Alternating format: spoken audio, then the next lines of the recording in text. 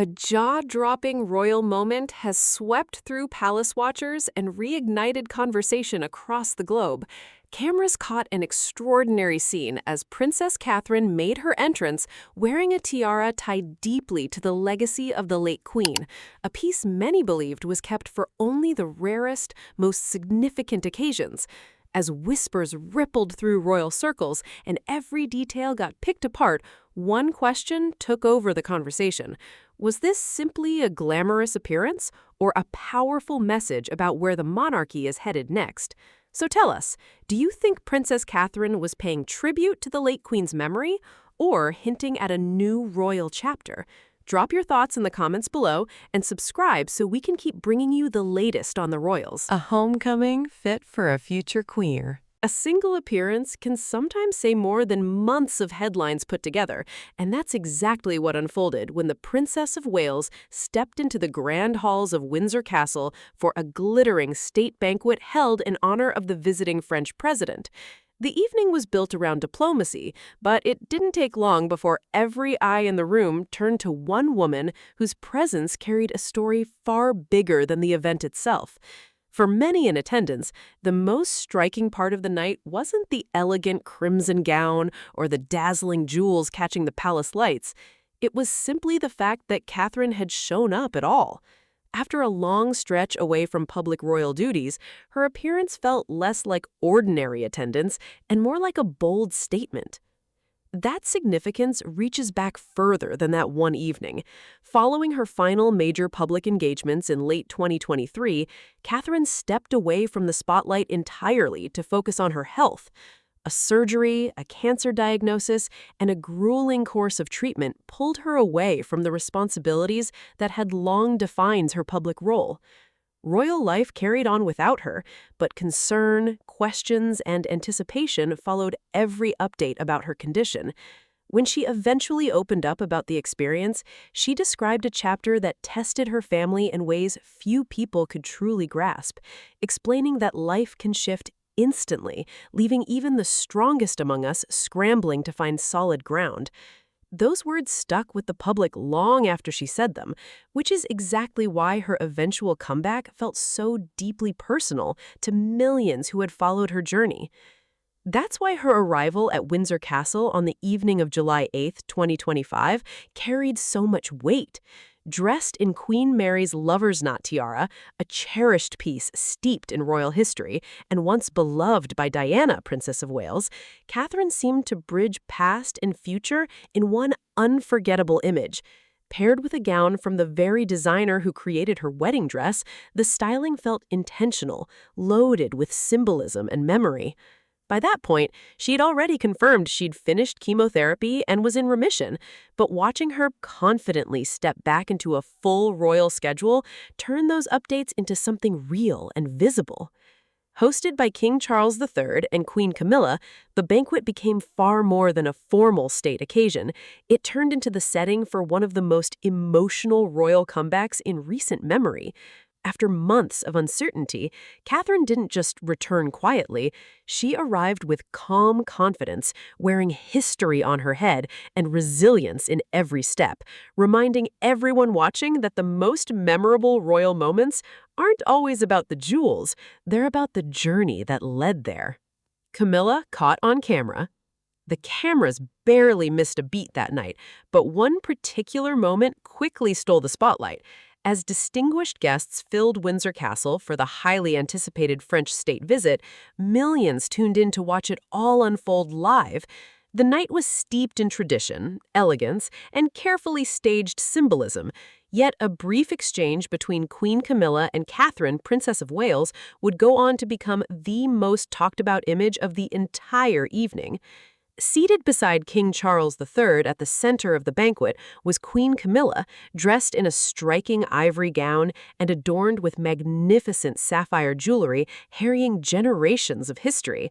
Among the pieces was the renowned Belgian sapphire tiara, paired with a matching necklace and bracelet once worn by Queen Elizabeth II, part of a wedding gift given to the young princess in 1947. These weren't just beautiful ornaments, they represented continuity, memory, and royal heritage passed down through decades. But as impressive as Camilla's look was, all eyes shifted the second Catherine entered the room. Wearing the celebrated lover's knot tiara, a piece deeply tied to Diana, Princess of Wales, she instantly became the center of attention for countless cameras. The tiara has long been associated with one of the most beloved figures in modern royal history, and seeing it on Catherine carried real symbolic weight. In that instant, two royal women stood visually connected to two very different chapters of the monarchy's ongoing story. What happened next quickly became the subject of widespread chatter. Broadcast footage appeared to catch a brief reaction from Camilla the moment Catherine walked in, lasting for only a second or two, but enough to ignite intense speculation. Viewers rewound and replayed the clip over and over, hunting for meaning in an expression that was never officially explained. Some read it as quiet admiration for how effortlessly Catherine carried such a historic piece. Others believed it reflected recognition of Diana's lasting legacy, one that still shapes how the public sees the royal family. A few speculated it hinted at the complicated emotional history still lingering within the monarchy's inner circle. The fixation made sense given everything surrounding it. For decades, Camilla's road to public acceptance had been closely watched, marked by a slow and gradual shift into a respected royal role. Catherine, on the other hand, rose steadily to become one of the monarchy's most admired modern figures, frequently linked to stability, elegance, and continuity. Their shared presence that night created a vivid contrast: past against present, tradition against transition, memory against renewal. By the time the banquet wrapped up on July 8, 2025, the moment had already spread across television, newspapers, and social media worldwide. Whether that captured expression revealed admiration, reflection, or something more personal remains a mystery. What's certain is that one fleeting moment turned an already historic night into one of the most talked about royal scenes of the year. Catherine and the lover's knot tiara. What is it about Princess Catherine wearing the legendary lover's knot tiara that instantly grabs attention? And why does this particular piece carry so much emotional weight across generations of royal women, symbolizing not just beauty, but a deeper legacy of triumph, heartbreak, and lasting tradition? Let's break it down. The moment Princess Catherine walks into a room wearing the famous lover's knot tiara, the atmosphere seems to shift instantly. It isn't just the shine of diamonds catching every eye, it's the powerful story resting on top of her head, woven through generations of royal women, historic occasions, personal victories, and heartbreak. Very few pieces of royal jewelry carry this much meaning, which is exactly why so many see it as far more than a stunning accessory. To many observers, it represents a living thread connecting past to present. Long before Catherine ever wore it, the tiara had already carved out its place in royal history. Crafted in 1913 by the renowned jeweler Gerard for Queen Mary, the design was inspired by an older family piece once belonging to her grandmother, Princess Augusta of Hesse. Determined to keep that design alive, Queen Mary commissioned a new version, reportedly giving up some of her own jewelry to make it happen. The result was a stunning piece, blending family tradition with royal grandeur. Over the decades, the tiara quietly witnessed the monarchy evolve. It appeared during some of the most defining moments in modern royal history, becoming a quiet symbol of continuity through periods of major change. When Queen Mary passed away in 1953, the piece was passed down to Queen Elizabeth II, further cementing its place as one of the crown's most treasured heirlooms. But it was another royal woman who would eventually turn the tiara into a global icon. In 1981, a young Princess Diana received the lover's knot tiara on loan following her marriage to Prince Charles. Though she reportedly found it heavy and uncomfortable, often leaving her with headaches, she wore it repeatedly at major events across the world. Photos of Diana beneath the tiara's elegant arches and shimmering pearls became some of the most unforgettable images of an entire generation. Through joy, pressure, and personal hardship, the tiara stayed closely tied to her public identity. After Diana returned the piece following her divorce in 1996, and after her tragic death the following year, the tiara largely vanished from public view. For years, it seemed destined to remain a relic of the past. Then, in 2015, it resurfaced when Queen Elizabeth II loaned it to Catherine, Princess William's wife. The choice instantly stirred memories of Diana while opening an entirely new chapter for the piece. Today, whenever Catherine wears the lover's knot tiara, she's carrying more than a century of royal heritage. The piece links Queen Mary, Queen Elizabeth II, Diana, and Catherine into a single, unbroken story, a legacy that feels almost sacred, symbolizing not just royalty, but history itself. Catherine's return to royal power. Was Catherine's Windsor Castle appearance in March 2026 simply a display of royal elegance or something far deeper? What message was hidden behind the crimson gown and diamonds? And how does each carefully chosen appearance reveal a quiet fight for stability within a monarchy navigating a period of intense transition? Let's unpack it. A tiara can capture attention on its own, but what Catherine, Princess of Wales, has been signaling through her recent appearances goes far beyond jewels and ceremony. Every public moment has carried deeper meaning, reflecting not just her personal resilience, but a clear determination to project stability during a time of transition. When Catherine arrived at Windsor Castle for the state banquet honoring Nigeria's president and first lady in March 2026, many simply saw a glamorous royal figure dressed in crimson and diamonds. But the moment reached far beyond fashion. Wearing Queen Mary's lover's knot tiara, one of her most recognizable pieces, Catherine appeared confident, composed, and firmly back at the heart of royal life. The image landed the way it did because it came after a difficult stretch that had tested both her strength and public expectations. Just days before that banquet, the princess had spoken candidly about the realities of recovery, admitting that life after treatment can be tougher than most people realize. Her comments offered a rare, honest glimpse into how much effort it takes to return to public duty. Viewed through that lens, her Windsor appearance wasn't just another item on the calendar. It became a symbol of perseverance and a reminder of everything she'd overcome. That significance becomes even clearer set against the previous year. In 2025, Catherine made 3 notable tiara appearances during state visits from France, the United States, and Germany. That kind of concentration of high-profile diplomatic events was unusual.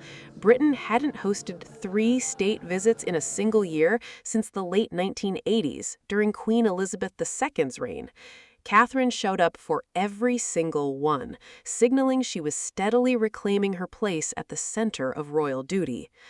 One especially striking moment came when she was seated beside President Donald Trump during a state banquet. Less than 2 years earlier, a scene like that would have seemed almost unthinkable, given the serious health battle she was quietly facing away from public view. Her presence at that table showed more than recovery. It showed renewed confidence in carrying out responsibilities essential to the crown's diplomatic role. For the monarchy, these appearances carry real weight. State banquets exist to strengthen international relationships, but they also send a message closer to home. A future king and queen who appear united, capable, and committed help reinforce public confidence in the institution they represent. Catherine's return, then, is more than a personal success story. With each carefully chosen appearance, she's showing that her role hasn't shrunk. It's growing stronger, along with the image of a monarchy preparing for its next chapter. Diamonds of power, memory, and expectation. In a monarchy where every jewel seems to speak louder than words, what hidden meanings separate Queen Camilla and Catherine, Princess of Wales, despite them appearing side by side at royal ceremonies? And how do these quiet symbols reveal deeper tensions, shifting expectations, and a power balance the public rarely notices? Let's dig in. In the modern royal world, jewels are never just decoration.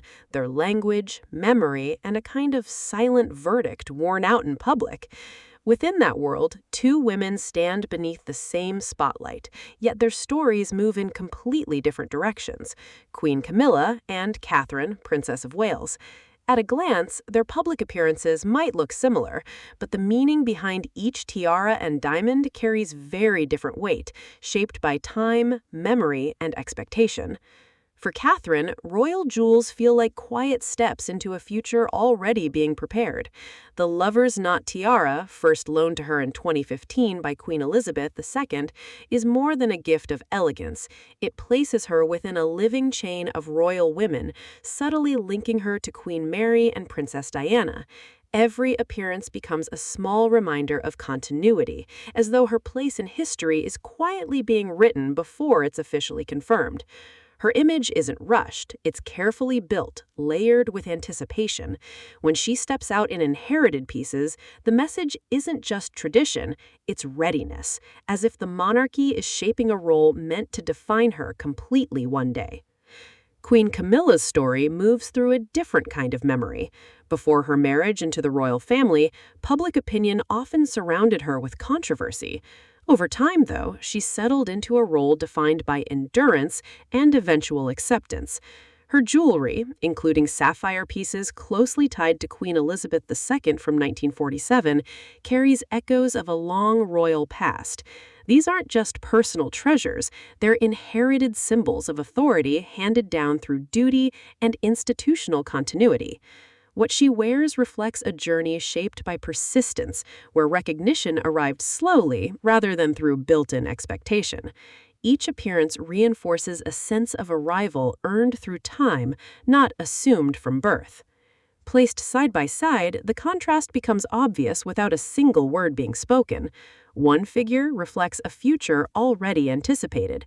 The other reflects a role shaped and confirmed through lived experience. Camilla represents permanence built through time, while Catherine reflects a destiny still waiting ahead. In shared royal appearances, nothing needs to be explained out loud. The cameras don't just capture fabric and diamonds, they capture meaning, layered in silence. Even stillness becomes part of the message, shaping how the public reads continuity, authority, and the quiet power of the crown across generations. Catherine commands the ballroom's silent power. In a ballroom lit by crystal light where every gesture seems calculated, Catherine's calm presence stood unshaken, despite subtle shifts in power unfolding all around her. But what unseen forces were quietly reshaping the room, and how did this perfectly staged elegance begin to hide a deeper recalibration no guest could openly name? Let's get into it. Beneath the crystal lights of the ballroom, order looked effortless, but nothing in that room actually rested on chance. What appeared seamless from a distance was really a structure built from careful planning, precise timing, and controlled movement, where every entrance and pause carried meaning beyond simple ceremony. Amid that charged atmosphere, Catherine moved with calm assurance, her steps steady despite the silent recalibration happening around her. She greeted guests with ease, her expression composed, as if the shifting dynamics in the room had no hold over her. Without force or fanfare, she became the point everyone naturally gravitated towards, drawing ambassadors and senior officials into her orbit as though the room had already decided her position long before she walked in. Nearby, Prince William stayed close, not as decoration, but as structure, subtly adjusting his position whenever cameras or officials shifted direction.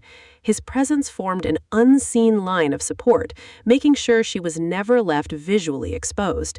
In every captured frame, his proximity reinforced a sense of continuity, as if the future had quietly taken its place right behind her. Yet, the attention in the room wasn't evenly distributed. Camilla, equally composed and fully engaged in her duties, found her path through the evening shaped by quieter interruptions. Introductions arrived at precise moments, officials stepped in with polite diversions, and every attempt to remain within the most visible circles dissolved into gentle redirection. Nothing was ever outright denied, yet nothing stayed fixed in her favor either. The room itself, perhaps echoing earlier gatherings at Windsor back in 2024, seemed to remember hierarchies without ever speaking them out loud. Movement replaced instruction, and positioning became the most decisive force in the space. Even the cameras seemed to adjust their focus instinctively rather than by direction.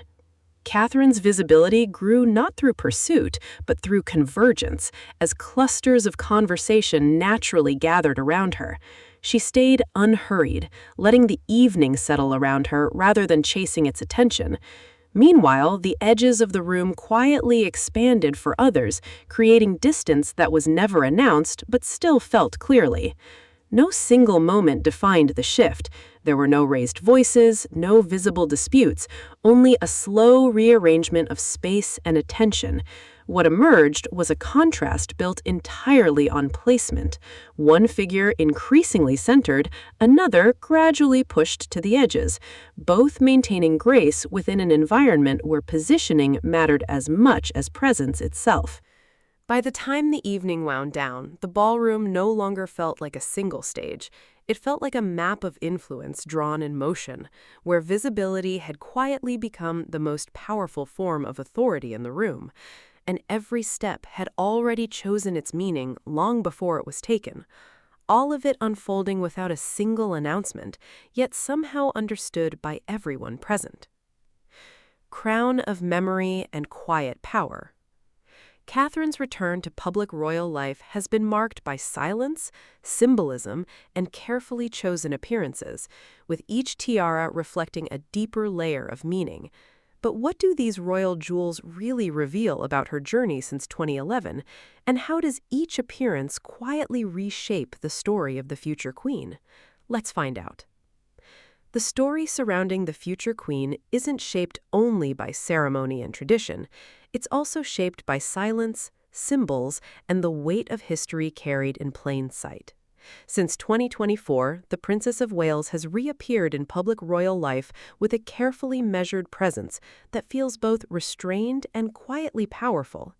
At the center of this renewed visibility sits a single object that quietly defines continuity and change within the monarchy: the royal tiara. Her journey since marrying Prince William in 2011 has been marked by 4 significant tiaras, each reflecting a different layer of identity. The Cartier halo introduced her to royal symbolism on her wedding day in London, offering a gentle entry to expectation and heritage. The lotus flower tiara, worn later at state occasions, reinforced her place in a more modern image of the crown as it continues to evolve. The Strathmore rose, worn during a state banquet in Seoul in 2023, quietly echoed the memory of the Queen Mother. And yet, the lover's knot remains the most talked about, carried through generations from Queen Mary to Queen Elizabeth II and later Princess Diana. It represents admiration and loss all at once, a fragile bridge between romance, duty, and memory. As Catherine's public role deepened during her return to duty in 2025, her appearances at events like the United States State Banquet at Windsor Castle reflected a subtle transformation. Her styling grew softer, her expressions more natural, and even her approach to tiaras shifted toward quiet individuality rather than strict formality. While public attention stayed locked on royal elegance, another quieter story unfolded within palace life, one centered on distance, exclusion, and unspoken decisions. Following an internal review, Laura Lopez reportedly experienced a gradual pulling back from royal proximity, one that avoided public confrontation but noticeably changed her access. Guest lists shifted without explanation, communication slowed, and security privileges that once guaranteed easy entry were quietly scaled back. In royal circles, absence itself often becomes the loudest form of judgment, not expressed through words, but through distance. Ultimately, the monarchy appears as a delicate balance of visible ceremony and unseen adjustment, where meaning is communicated as much through gesture as through statement, where every symbol, from tiaras in public halls to silence behind closed doors, carries layered significance shaped by time, memory, and expectation. It leaves observers reading between the lines of tradition and modern change, a story that continues evolving while staying anchored in history and public expectation, spanning generations in places like London and Windsor Castle, and reaching into the future of royal identity and legacy. Inside Charles' royal silent duty. Behind this composed public image, what pressures inside the palace walls are quietly shaping King Charles III's every decision? And why does silence seem to carry more authority than speech itself? As duty tightens its grip and balance grows fragile, what unseen struggles are unfolding behind closed doors that could redefine the unity of the royal household? Stay with us to find out. Inside the palace walls, silence often carries more meaning than speech, shaping decisions that never reach public explanation. What looks like calm order from the outside is often built from careful restraint, where every gesture is measured and every silence carries weight. Within that environment, King Charles III feels the steady pressure of responsibility, aware that the unity of the royal household depends less on agreement and more on balance. Moving between public duties across England and private discussions behind closed doors, he navigates a world where duty defines survival. In public, he remains composed and familiar. Even during a small outdoor engagement where an unexpected moment briefly disrupted things, he handled it with ease and quiet humor, reinforcing the idea that stability comes through composure rather than perfection. Yet behind that steadiness lies the constant work of adjustment, as internal boundaries within the institution continue shifting in response to scrutiny and public expectation. Within that same evolving landscape, developments from 2024 still echo through the structure of the monarchy, shaping how roles are perceived and formed. Some figures within the wider royal circle strengthen their position through consistency, while others navigate influence through careful strategy. Over time, it becomes clear that authority doesn't always need loud expression to stay intact. Far from public view in the private quarters of Windsor, Catherine continues to occupy her role with quiet precision. After a formal evening event, she is reportedly withdrawn into solitude, the weight of ceremony replaced by stillness. There, in front of a mirror, she is said to have carefully removed a tiara that had marked her presence in the public eye, a gesture with no drama attached, just reflection and control. That private moment reveals something public appearances alone can't express. The monarchy isn't shaped only on balconies and at ceremonies, but in these quiet, unseen intervals where identity gets softened and recalibrated. Catherine doesn't appear as someone wrapping up a conflict, but as someone moving through an ongoing process where nothing fully settles. Even heading into 2026, the institution keeps quietly adjusting itself. Pressures don't vanish, they transform, shifting into new forms that call for patience rather than reaction. In that space between tradition and change, continuity becomes the strongest language of all, and the crown endures not through certainty, but through constant, careful adaptation. Beneath every public appearance sits a quiet architecture of restraint, memory, and duty, one that keeps shaping the monarchy's future with patience and discipline, as time steadily redraws its boundaries without ever breaking its enduring form. So, what do you think really happened in that moment when Camilla was seen reacting as Catherine arrived in the late Queen's tiara? Let us know in the comments, and don't forget to like and subscribe.